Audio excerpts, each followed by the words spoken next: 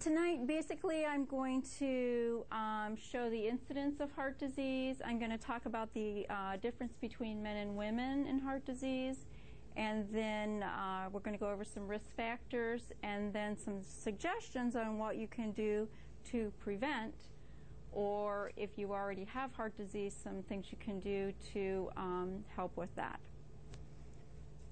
This first slide is about the prevalence of cardiovascular disease, and it's in adults age 20 and older. And can you see? As you can see here, in the age group of 20 to 39, the incidence is fairly low of heart disease.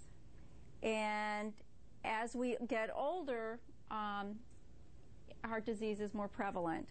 In 49 to 50, still men and women are equal. When we get to 60 to 79, women are it's more prevalent in women, and then 80 plus, it's even more prevalent in women.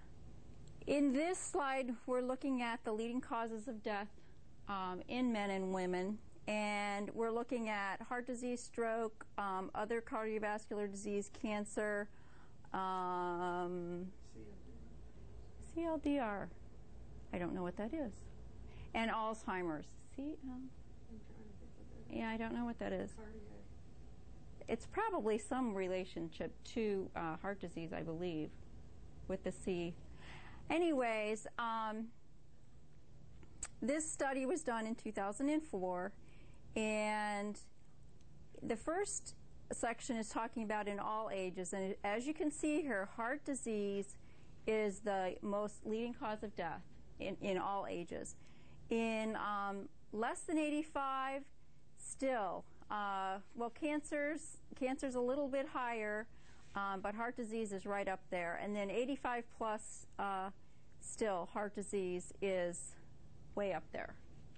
This is estimated 10-year risk of cardiovascular disease in 55-year-old adults according to levels of various risk factors. Now, this is an important slide to look at because the risk factors are very important, and they're listed here. Blood pressure, your total cholesterol, your HDL cholesterol, diabetes, and smoking cigarettes.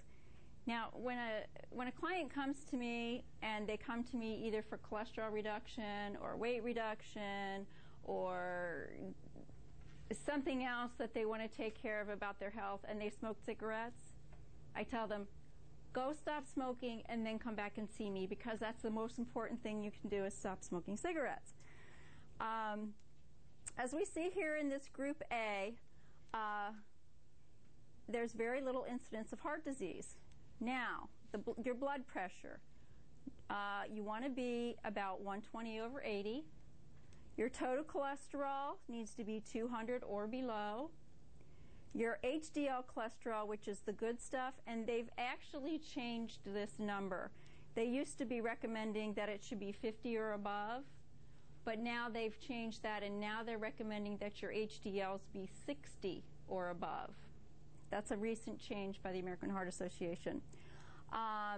In this first category, these people do not have diabetes and they do not smoke cigarettes, and all these three top issues are all normal. So if your profile looks like that, you have a relatively low risk for heart disease.